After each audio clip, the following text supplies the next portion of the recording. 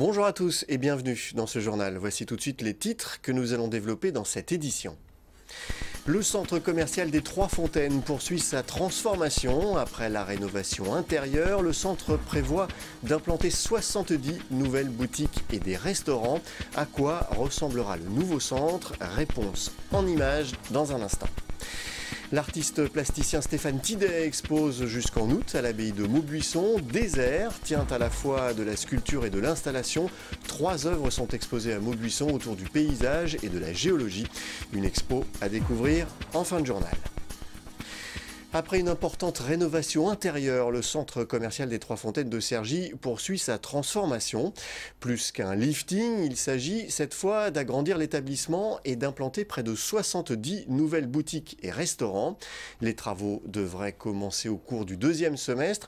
Le groupe Amerson, principal propriétaire, veut renouer avec la fréquentation d'il y a 10 ans. Angélique Boilet. Depuis septembre 2016, le centre commercial des Trois Fontaines affiche un nouvel intérieur.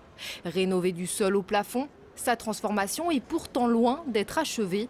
Une seconde phase de travaux, plus conséquente encore, va débuter dans les prochains mois. Il s'agit cette fois d'agrandir la galerie marchande historique de Cergy-Pontoise. Aujourd'hui, vous trouvez les commerces existants des Trois Fontaines et vous aurez un accès un peu plus loin à la future extension du centre commercial, plus 60 commerces. Sur de multiples secteurs d'activité pour aller ramener des nouvelles enseignes internationales. Une extension de 16 500 mètres carrés. L'hypermarché Auchan copropriétaire va lui aussi subir un lifting. Actuellement disposé sur 2 niveaux, la grande surface sera réaménagée sur l'étage supérieur pour laisser place à des nouvelles enseignes au rez-de-chaussée. Des boutiques supplémentaires, mais également de nouveaux restaurants. À terme, après les travaux d'extension, nous nous trouverons dans le futur pôle restauration du centre commercial des Trois Fontaines qui accueillera une dizaine de restaurants. L'objectif de cette création de pôle restauration, c'est de créer une nouvelle offre dans le centre commercial des Trois Fontaines, aujourd'hui inexistante, à amener de la restauration assise et amener une destination qui permettra aux clients, aux habitants du Grand Centre de se restaurer en journée, pendant leur journée shopping, mais aussi le soir, avec un pôle qui sera autonome et ouvert jusqu'à 23h minuit. Autre grand chantier de ces travaux d'extension, la démolition et la reconstruction intégrale des parkings, avec à terme la création de 600 places supplémentaires. Montant des travaux, 220 millions d'euros. L'objectif du groupe Amerson, principal propriétaire des lieux, renouer avec la fréquentation d'il y a une dizaine d'années, passer de 13 millions à 18 millions de visiteurs par an. L'objectif de ce projet est clairement de redevenir le centre leader du nord-ouest parisien, aller clairement reconquérir une clientèle qui ces dernières années est allée chez les centres commerciaux concurrents. Donc retrouver vraiment de notre superbe en répondant encore davantage aux besoins de nos clients en termes d'enseigne et en termes de destination, notamment avec la création de ce pôle restauration. Le lancement des travaux a pris du retard suite à plusieurs recours déposés par le propriétaire de Cergy 3, détenteur de l'aile qui abrite notamment la Fnac et la Grande Récré. Un accord pourrait avoir été trouvé, avance le groupe Amerson, avec à la clé un probable rachat par le groupe britannique de cette partie du centre commercial. À compter du démarrage, les travaux devraient durer près de 3 ans. En bref, maintenant, un hommage était rendu ce mardi matin à Xavier Jugelet, le policier tué sur les Champs-Élysées jeudi dernier. Un hommage donc dans la cour de l'hôtel de police de Cergy, en présence des forces de l'ordre, du préfet du Val d'Oise et d'élus du département. Une minute de silence a été observée. Des hommages aux policiers ont également été rendus toute la journée dans de nombreux commissariats d'Île-de-France. Voilà des images donc signées Philippe Pémal. Une exposition maintenant à découvrir à l'abbaye de Maubuisson à Saint-Ouen-l'Aumône qui accueille l'artiste plasticien Stéphane Tidet.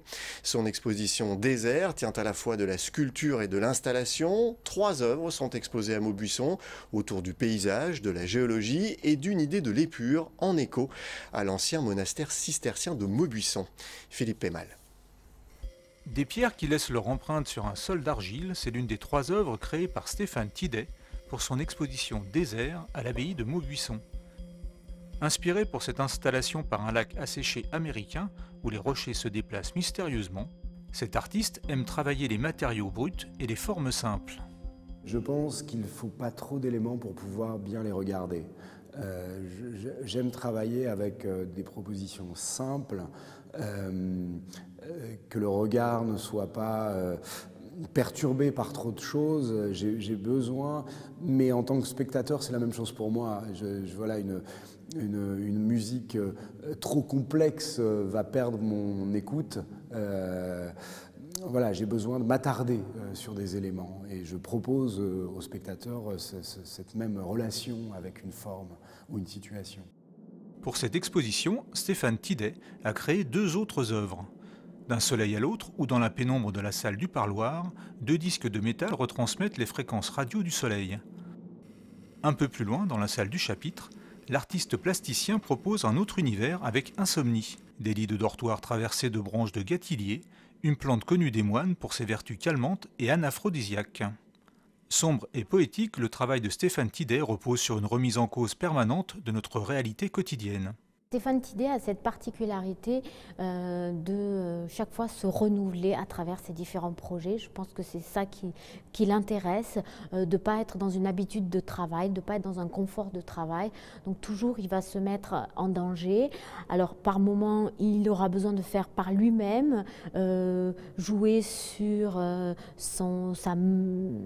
fait d'être peu ou malhabile sur certaines techniques. Et puis par moment, selon les projets, il a besoin de s'entourer d'une équipe technique très spécifique, très aguerrie. Pour découvrir les différentes installations de Stéphane Tidet, rendez-vous à l'abbaye de Maubuisson jusqu'au 27 août 2017. Voilà, ce journal est terminé. Je vous en rappelle le principal titre. Le centre commercial des Trois Fontaines poursuit sa transformation. Plus qu'un lifting, il s'agit cette fois d'agrandir l'établissement et d'implanter près de 70 nouvelles boutiques et restaurants. Les travaux devraient commencer au cours du 2e semestre. Merci d'avoir suivi ce journal et n'oubliez pas que l'info continue sur notre site internet veonews.fr. À demain.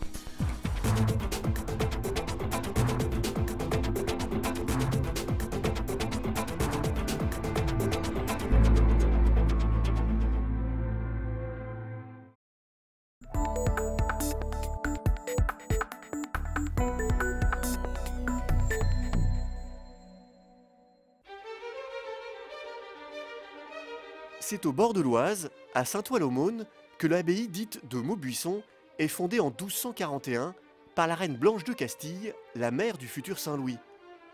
À l'origine, la reine lui donne pour nom Notre-Dame-la-Royale. Mais étant construite sur le lieu dit de Maubuisson, elle en gardera finalement le nom. Pendant plus de 500 ans, des religieuses de l'ordre cistercien vont occuper le lieu. Elles le partagent avec les souverains qui, jusqu'au XVe siècle, en font une de leurs nombreuses résidences royales. C'est à Maubuisson que le roi Philippe le Bel signera l'arrestation de tous les Templiers de France. L'abbaye servira aussi de nécropole royale. Sa fondatrice, la reine Blanche de Castille, y sera enterrée. Ici, je me trouve au milieu du cœur des religieuses et on est sans doute à l'emplacement de la tombe de la reine Blanche de Castille qui s'est fait enterrer à Maubuisson en 1252 dans un habit de religieuse. L'église mesurait à peu près 56 mètres de long et sur une trentaine de mètres de hauteur. C'était un assez grand bâtiment pour l'époque. Le XVIIIe siècle voit la fin de l'occupation par les religieuses. En 1780, elles ne sont plus que 18 et Louis XVI décide de fermer l'abbaye quelques années plus tard. Après la Révolution, elle se transforme en hôpital militaire, en carrière de pierre, en filature et même en ferme. Classée monument historique en 1947, l'abbaye est rachetée par le département du Val d'Oise 30 ans plus tard. Après une campagne de fouilles et de restauration étalée sur 10 ans, le site ouvre au public en 1987. Au début des années 2000, l'abbaye de Maubuisson devient un centre d'art contemporain. Chaque année, 2 artistes sont invités à exposer à l'abbaye. Chaque artiste est invité sur une période de 5 mois, pendant laquelle on lui donne une carte blanche pour nous donner sa lecture du lieu, en fait. L'artiste invité est un artiste confirmé. Il y a une vraie pratique de l'in situ, c'est-à-dire construire et penser des œuvres par rapport au lieu, pour le lieu, en s'inspirant soit de son histoire, soit de son architecture, soit de l'environnement, soit de ses anciens habitants, enfin, se connecter par rapport au lieu pour proposer des œuvres vraiment singulières et pensées pour le lieu. Cette relation particulière entre l'art et le patrimoine redonne une nouvelle vie à l'abbaye. En accueillant des artistes contemporains, des conférences, des stages et des écoles, elle est en parfaite harmonie avec son temps. Retirée du monde pendant 500 ans, abandonnée puis redécouverte, elle reste aujourd'hui comme hier un lieu historique, esthétique et spirituel.